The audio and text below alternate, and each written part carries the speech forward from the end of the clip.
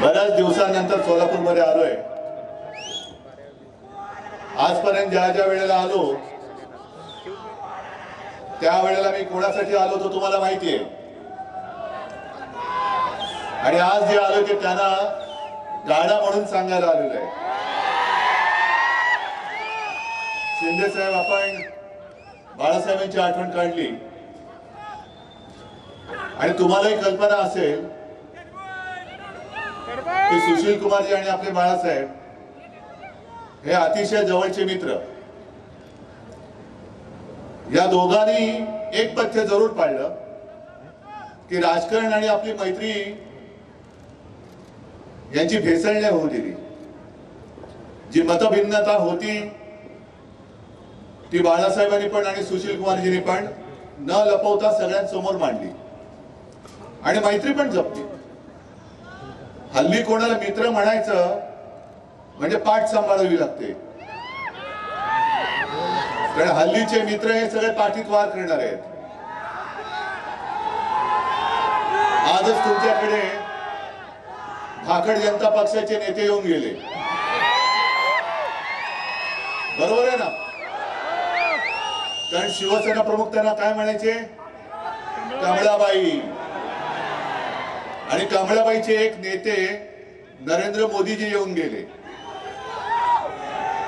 सध्या सगळी इकडे फिरतायत, महाराष्ट्रभर फिरतायत, देशभर फिरतायत आणि लोकांच्या कोपऱ्याला गुळ लावण्याचं काम जोरात चालू आहे। 14 सालापासून कोपऱ्याला गुळ लावतायत। आता कोपऱ्याला गुळ कसा लागल्यानंतर काय होतं? घर चाटतं पण येत नाही आणि गुळ म्हटलं ती काढता पण येत नाही। 14 ला लावला तर 19 चा गुळ, 19 ला लावला 24 चा, आता डायरेक्ट 2047। आज ते जे काय बोलले त्यांच्याबद्दल मी बोलणार आहेच। नकली सेना बोलल्यानंतर मी काही सोडतोय असं वाटलं काय त्यांना? पण उद्या मोदीजी धाराशिवला येत आहेत, म्हणजे त्यांच्या लेखी उस्मानाबाद, कारण अजूनही आपण नामांतर केलं, त्यांनी नाही केलं। पण मोदीजी उद्या तुम्ही धाराशिवला येत आहे। एक तर माझी जाहीर मागणी आहे की तुम्ही जसं समुद्राच्या तळाशी जाऊन एक नाटक करून आला होता, द्वारका द्वारका म्हणून, आम्ही जय श्रीराम म्हणतो, आम्ही जय श्रीकृष्ण बोलतो, आम्ही बजरंग बली की जय बोलतो, पण उद्या धाराशिवला येत आहे तर माझ्या भवानी मातेच्या मंदिरात दर्शन घेऊन या। आणि मोदीजी, तुम्ही धाराशिवला येतच आहात, आजपर्यंत कधी तुम्ही भवानी मातेचं दर्शन घेतलं नाही। निदान उद्या तुमच्या भाषणाची सुरुवात करताना माझ्या भवानी मातेचं जे काही तुमच्याकडे लिहून दिलेलं असेल, तुमच्या भाषण लिहिणाऱ्यांनी, ते कौतुक तरी करा। तुळजा भवानीचे आशीर्वाद घेऊन असं काहीतरी बोला। आणि जर तुम्ही बोलला नाहीत तर तुमच्या मनात माझ्या महाराष्ट्राबद्दल आणि माझ्या भवानी मातेबद्दल आकाश आहे असं संपूर्ण महाराष्ट्र समजेल। आणि जर तुम्ही बोललात तर तुमचा नोकर जो निवडणूक आयोग बसलेला आहे त्याला म्हणा, माझ्या शिवसेनेचं जे मी मशाल गीत केलं त्याच्यात जय भवानी जय शिवाजी, त्यातल्या जय भवानीला तो आक्षेप घेतलाय, त्याला म्हणा घरगड्या तू तो आक्षेप बाजूला काढ। आणि जर गुन्हा दाखल होणार असेल तर उद्धव ठाकरेंबरोबर नरेंद्र मोदींवरती सुद्धा गुन्हा दाखल झाला पाहिजे। एक तर उद्या तुम्ही जय भवानी बोला, नाहीतर नका बोलू। महाराष्ट्र वाट बघतोय, महाराष्ट्र वाट बघतोय। हे सगळीकडे त्यांचे जे काही चालले थोतांड, आज परत एकदा ते आपल्या शिवसेनेला, ज्या शिवसेनेने आज या सगळ्या माझ्या भगव्या टोप्या नाही, त्या मशाली आहेत पेटलेल्या, या मशाली पेटल्या। आणि कालपर्यंत तुम्ही आमचं प्रेम अनुभवलं, आता मशालीची धग काय असते ते बघा। या मशालीच्या धगेमध्ये तुमचं कमळ नुसतं मळ राहिलाय, ते कसं कोमेजतं ते बघा। आणि तुम्ही कोण आम्हाला सर्टिफिकेट देणार आहे? अहो, जेव्हा शिवसेनेचा जन्म झाला 66 साली, शिवसेना प्रमुखांनी भूमिपुत्रांच्या न्याय हक्कासाठी म्हणजे मराठी माणसासाठी आणि मराठी अस्मितेसाठी महाराष्ट्राच्या अस्मितेसाठी शिवसेनेला जन्म दिला, तेव्हा मोदीजी एक तर तुम्ही कुठेतरी हिमालयात असाल किंवा कुठल्या तरी रेल्वे स्टेशनवर असाल, नक्की तुमचं काहीच कळत नाही आम्हाला. आणि आज तुम्ही आमच्याकडे येऊन ज्या शिवसेना प्रमुखांनी तुम्हाला कठीण काळात, म्हणजे अटलजी तेव्हा तुम्हाला केराच्या टोपलीत टाकायला निघाले होते, राजधर्म का पालन करना होगा असं म्हणून तुम्हाला उचलून फेकत होते. केराच्या टोपलीत जर का गेला असता तर मोदीजी 10 वर्ष तुम्हाला जी भोगायला मिळाली ती भोगायला मिळाली नसती. आणि तुमच्यासाठी आज तमाम शिवसैनिकांनी, जसं प्रणिती तू बोललीस, सोलापूरकरांनी, अख्ख्या महाराष्ट्राने, हो काय गंमत आहे 48 पैकी 42 खासदार निवडून देण्याचं. पण शिवसेना बरोबर होती म्हणून तुम्ही त्या तख्तावरती बसला. आता शिवसेना तुमच्या सोबत नाही, त्या तख्तापर्यंत तुम्ही पोहोचू शकत नाही, पोहोचू देणार नाही. आणि संकट काळामध्ये मदत करणाऱ्या शिवसेनेला तुम्ही नकली शिवसेना म्हणता. अहो तुमच्या भारतीय जनता पक्षाचा भाकड आणि भेकड जनता पक्ष झालेला आहे. प्रत्येक ठिकाणी माणसं पैसे देऊन गोळा करावे लागत आहेत. इकडे मी तुम्हाला सगळ्यांना विचारतो, एक तरी माणूस कोणी भाडकव आहे काय? तुम्ही स्वतःहून आलेत ना, स्वतःची पदरमोड करून आलेत ना. बघा मोदीजी, असं प्रेम, याला प्रेम म्हणतात. आज जणू काही देशातले सगळे पक्ष प्रश्न संपलेले आहेत आणि फक्त महाराष्ट्रामध्ये शिवसेना हाच आपला दुश्मन आहे. नाही टरबूजाचं काय करायचं तुम्हाला माहिती? अरे पण टरबूज असताना ते उन्हाळ्यात कामी तरी येतं, हे दुष्काळात 13वा महिना आहे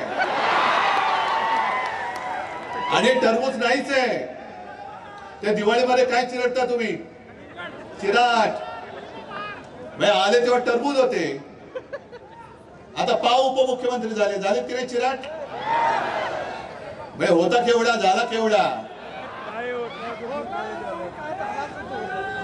पण असं हे सगळीकडे यांचं चाललेलं थापेबाजीचं. अहो मोदीजी, तुम्हाला ही आमची कडवट देशाभिमानी हिंदुत्ववादी शिवसेना नकोय. तुम्ही कोणाचा प्रचार करतात माहिती तुम्हाला? काल रत्नागिरीमध्ये मी बोललो की 14 साली आणि 19 साली मोदीजींबद्दल आम्हालाही अभिमान होता. काय ती छाती, काय ती दाढी, एक अकेला सब पे भारी. आता एक अकेला सब पे भारी, आजूबाजूला भ्रष्टाचारी. कुठून ही अवदासा सुचली तुम्हाला काही कळत नाही आम्हाला. पण मुद्दा म्हणून आम्ही जरा 2 वेळा कागद पडत होता तरी सुद्धा हातात ठेवल्या कारणे नाव जरा विचित्र आहे. आमच्यासारखे कडवट शिवसैनिक जे देशासाठी, सुशील कुमारजी तुम्ही जे बोललात ना सर्व धर्म समभाव, शिवसेना प्रमुखांनी प्रत्येक वेळेला सांगितलं की आमचं हिंदुत्व आहे, आमचं राष्ट्रीयत्व आहे. जो या देशाला आपला मानतो तो आमचा आहे. आणि अशी यांना शिवसेना नकोय, यांना नकली शिवसेना वाटते. पण मी तुम्हाला सगळ्यांना सांगतो, तुम्ही युट्यूब बघता का? मग घरी गेल्यावरती इकडे नका चालू करू, नाही तर माझं भाषण अर्धवट राहील. घरी गेल्यानंतर मुद्दामून ते रवीश कुमार म्हणून आहेत पत्रकार, त्यांनी आज एक व्हिडिओ टाकलेला आहे, भारत का सबसे बडा सेक्स स्कॅन्डल. बाजूच्या राज्यातला एक काय त्याचं नाव, प्रज्वल रेवन्ना, मला असं वाटतं देवेगौडांचा नातू, माहितीये ना. आणि त्याचे कितीतरी असे पाहून ते व्हिडिओ बाहेर आले. आणि मोदीजी स्टेजवरनं त्यांना सांगतायत की ह्या प्रज्वलला मत दिलं म्हणजे माझे हात बळकट होतील. हे असे तुमचे कळकट हाताचे बळकट हात, हे अशी माणसं तुम्हाला पाहिजेत? ही संस्कृती तुम्ही जपली? अरे अटलजींचा आत्मा तिकडे रडत असेल ढसाढसा की कोणाच्या नाकर्त्याच्या हातामध्ये आज भारतीय जनता पक्ष आहे. बरं, ही घराणेशाही त्यांना चालते. जे सेक्स स्कॅन्डल करतात मोदीजी, त्यांची घराणेशाही तुम्हाला चालते, त्यांना तुम्ही पाठिंबा देता, व्यासपीठावर घेऊन मिठ्या मारता, काय त्यांचा प्रचार तुम्ही करता. पण शिवसेना प्रमुखांची घराणेशाही ती नाही चालत तुम्हाला. अहो आमची घराणेशाही जनता बघेल. आणि मी अनेकदा त्यांना आव्हान दिले, आज सुद्धा तुमच्या साक्षीने देतो, सोलापूरच्या साक्षीने देतो. मला अभिमान आहे माझ्या आई वडिलांचा आणि मोदीजी मी माझ्या 7 पिढ्यांचा पूर्ण इतिहास मांडायला तयार आहे. तुम्ही तुमच्या 7 पिढ्यांचा मांडा आणि जनतेला ठरवू द्या कोणती घराणेशाही पाहिजे ती. माझी तयारी आहे. चला होऊन जाऊ दे. आज सुद्धा ते आले. पण आता लोकांच्या मनामध्ये एक शंका, ही शंका नाहीये, हे सत्य आहे. कारण त्यांची जी 10 वर्षातली कारकीर्द बघितली तर ती कारकीर्द बघितल्यानंतर 10 वर्ष त्यांनी जे काय केलं आणि ते म्हणतात हा तो ट्रेलर होता, चित्रपट अजून बाकी आहे. या ट्रेलर मध्ये त्यांनी शिवसेना चोरली, गद्दारांच्या हातामध्ये दिली, हा ट्रेलर होता. म्हणजे इकडे या सभेत शेतकरी कोण आलेत का रे? आलेत ना.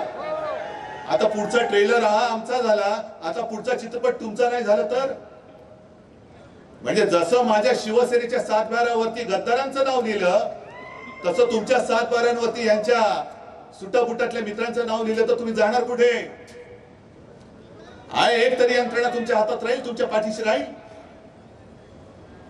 आणि घटना बदलण्याचं जे काय यांचं स्वप्न आहे म्हणून ह्यांना 400 पार करायचे होते. पण अश्वमेधाचा घोडा नव्हता यांचा, अश्वमेधाचं खेचर होतं, ते आढळलेलं आहे आता.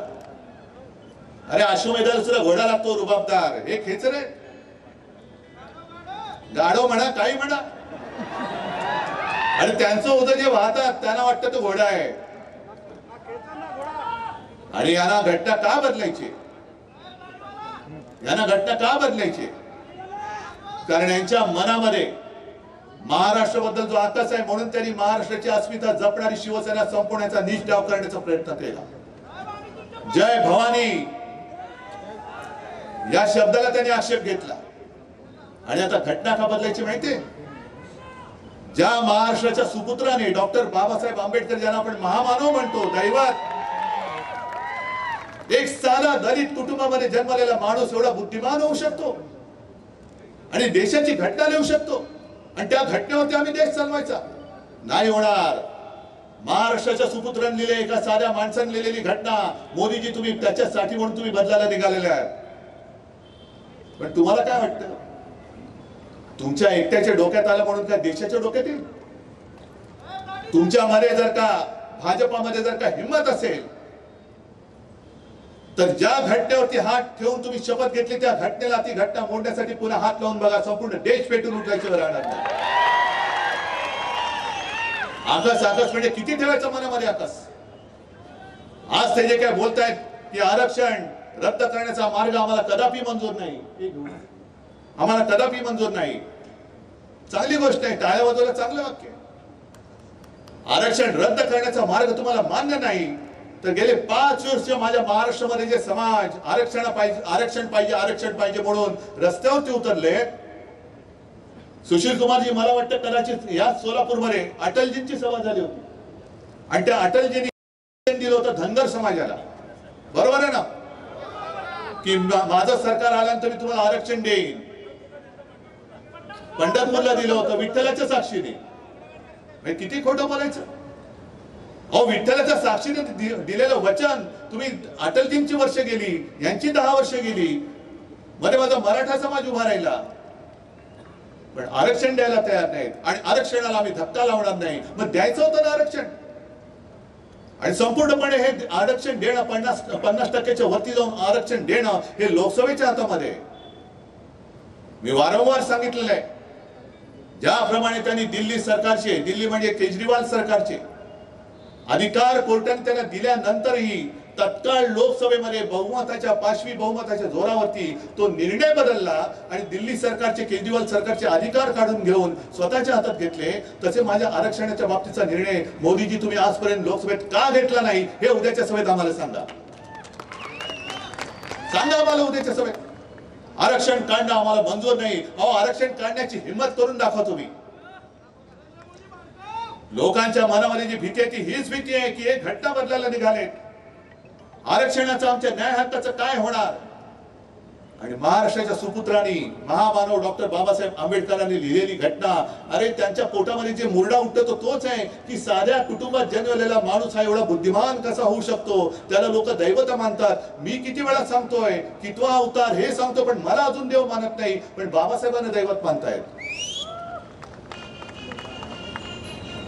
या सगळ्या गोष्टीचा विचार केल्यानंतर मला काही जण विचारतात, जसं एक 4 दिवसापूर्वी मुंबईत वर्षा गायकवाड आली होती घरी, मला प्रेसने विचारलं शिवसेनेची मतं काँग्रेसला ट्रान्सफर होणार का? म्हटलं का नाही होणार, कारण काँग्रेसच्या हातामध्ये आज मशाल आहे, त्याच्यामुळे हातामध्ये मशाल घेऊन आम्ही विजयाची तुतारी फुंकणार आहोत. काय प्रॉब्लेम आहे तुम्हाला? काय अडचण काय? भाजपा म्हणजे ब्रह्मदेव नाहीये. भाजपा म्हणेल तेच हिंदुत्व, भाजपा म्हणेल तोच देशप्रेमी, आणि भाजपच्या विरुद्ध बोलेल तो देशद्रोही. हे नाही, हे ब्रह्मदेव नाही आहात तुम्ही. आणि पुन्हा एकदा सांगतो मोदीजी, तुम्ही आम्हाला जे नकली म्हणून हिणवता आहात, नकली शिवसेना म्हणाला, मी परत सांगतो, नकली बोलायला ती तुमची डिग्री नाही आहे, ही असली शिवसेना आहे. आणि या शिवसेनेचा दणका काय असतो तो तुम्हाला 4 जूनला महाराष्ट्राच्या मतपेट्या उघडल्यानंतर कळेल. आज सोलापूरचे जे प्रश्न आहेत, आज महाराष्ट्र तहानेने व्याकुळ झालेला आहे. सोलापूरचे प्रश्न आहेत, पाण्याचा प्रश्न आहे. प्रणिती, तू सगळं व्यवस्थित सांगितलेलं आहेस. म्हणजे मी मुख्यमंत्री म्हणून जेव्हा प्रणिती बोलायची सभागृहात, ते मी ऐकलेलं आहे. आणि हाच आवाज आपल्याला लोकसभेमध्ये पाठवायला पाहिजे, हाच पाठवायला पाहिजे. आणि या भाकड जनता पक्षाची जी नीती आहे, वापरा आणि फेकून द्या, वापरा आणि फेकून द्या. शिवसेनेचा वापर केला, 14 साली पंतप्रधानपदी बसले, 14 साली ऑक्टोबर मध्ये अचानक आपली युती तोडून टाकली. काय कारण होतं? 19 साली सुद्धा पंतप्रधानपदी बसले. मी तुळजाभवानीची शपथ घेऊन सांगितलं की मी बाळासाहेबांना दिलेलं वचन आहे की शिवसेनेचा मी मुख्यमंत्री करून दाखवेन. आणि हे वचन अमित शहाना मी सांगितलं होतं, त्यांनी मान्य केलं होतं, पण मोडला शब्द.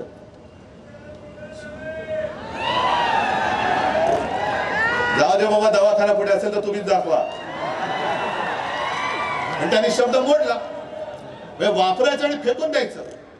आता मला सांगा, गेल्या वेळेला आपल्या इथले खासदार कोण होते हो ज्यांच्या प्रचारासाठी शिवसैनिक सुद्धा आले होते? कोण होते स्वामी? आता कुठे?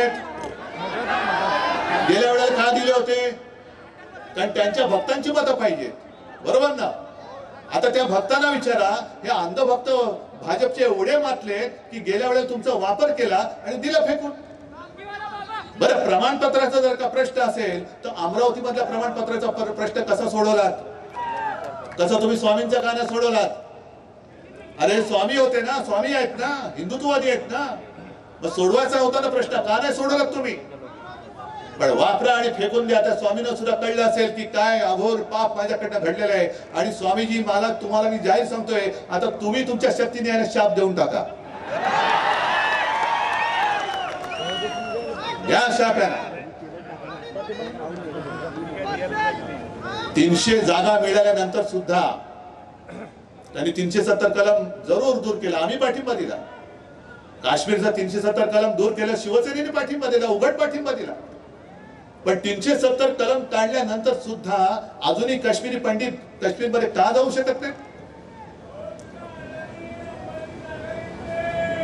अरे काय सगळे माहिती आहे अपडेट तुमच्याकडे, अप टू डेट. अरे तुमच्याकडनं आम्हाला शिकलं पाहिजे बऱ्याचशा गोष्टी. नाही, हे बोलतात ते काय अगदीच काय खोटं नाहीये. कारण ते गाणं आहे ना, ये पब्लिक है सब जानती है. आम्हाला वाटतं आम्ही शहाणे आहोत, पण आमच्यापेक्षा तुम्ही कित्येक पटीने जास्त हुशार आहात. थांबा थांबा थांबा थांबा.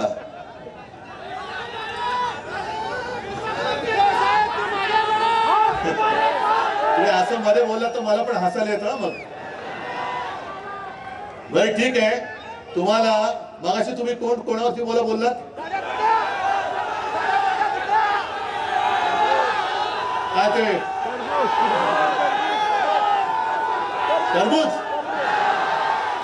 म्हणजे कोण? म्हणजे कोण? अरे म्हणजे मध्ये मी त्याला फडतूस बोललेले ते, आता नाही मी बोलत आहे. आता सांगतील पुन्हा फडतूस बोलले. मी त्यांना फडतूस बोललो होतो, आता बोलत नाही. मी त्यांना कलंक पण बोललो होतो, पण आता बोलत नाही. कारण त्यांना फार वाईट वाटतं ते. त्यांनी परवा एक आमच्या इकडे विरोध केला रायगडमध्ये. ते म्हणाले बाकीची कामं सोडून द्या, म्हणजे कामं नाही केली मोदींनी, हे त्यांनी स्वतः सांगितलं. पण निदान मोदीजींनी करोना काळात आपल्याला लस दिली म्हणून आपण जिवंत राहिलो. म्हणजे जे काय संशोधक आहेत ते काय गवत उपटत बसले होते. मोदी एवढे सगळं ब्रह्मांड त्यांना माहिती आहे. मोदीजींनी लस बनवली. आम्हाला अभिमान आहे की लस जी बनली ती माझ्या महाराष्ट्रामधल्या पुण्यामध्ये बनलेली आहे, पुण्यावाल्यांनी बनवलेली आहे. आणि तिथून मोदीजींनी तिकडनं घेतली. पण मोदीजींनी जरी लस दिली असली तरी मोदीजींनी लस ती अशी काय हवेत नाही सोडली. गावागावात खेड्यापाड्यामध्ये महाराष्ट्र सरकारने शासन यंत्रणा वापरून प्रत्येकाला लसीकरण केलं होतं. महाराष्ट्र सरकारच्या यंत्रणेचं कौतुक केलं पाहिजे तुम्ही. आणि महाराष्ट्र कसा वाचला माहितीये? करोना काळामध्ये देशात नंबर 1 चा मुख्यमंत्री म्हणून माझा उल्लेख झाला होता. पण तो नंबर 1 माझा नव्हता, नंबर 1 तुमचा होता. कारण मी जे जे तुम्हाला सांगितलं ते तुम्ही ऐकलत ना. म्हणजे खरं लोकांना वाटत होतं हा हे बोलतायत कठीण आहे, कसं काय लोक ऐकणार. तोंडाला मास्क लावा, घरी राहा, बाहेर पडू नका, 2 हात दूर राहा. मी जे जे सांगितलं ते तुम्ही ऐकलत म्हणून. आणि म्हणून महाराष्ट्र वाचला. मोदीजी तुमची लस नंतर आली आणि मुळात तुम्ही लस दिलीच नाही. लस माझ्या महाराष्ट्रामध्ये बनली. पण ती लस मिळवण्यासाठी सुद्धा महाराष्ट्र सरकारला केंद्राकडे किती विनवण्या करायला लागल्या. आधी लोकांना जमवायचं, जमवल्यानंतर लक्षात द्यायचं की अमुक एका केंद्रावरती एवढी लोक आलेत पण तेवढा लसचा पुरवठाच होत नाहीये. मग केंद्राला सांगितलं, केंद्र सांगायचं थांबा जरा, आधी आम्हाला इकडे देऊ द्या, आधी आम्हाला तिकडे देऊ द्या. हे सगळे तुम्ही सगळे चाळे केले.